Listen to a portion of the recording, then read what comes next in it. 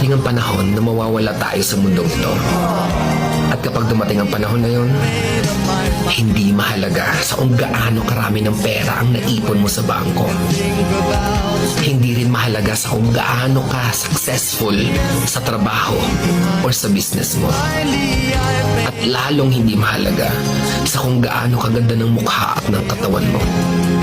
Dahil ang mahalaga pagdating ng panahon na yun ay ang sagot sa tanong na naging masaya ka ba? Nagawa mo ba ang kagustuhan ng puso mo kahit pag-gaano ka malito sa mata ng mundo? Dahil sa huli naman, ikaw naman magdadala ng mga memories na yon sa libingan mo. Hindi naman ang mga tao sa paligid mo. So make sure na bago pa dumating ang panahon, naaalis na tayo sa mundong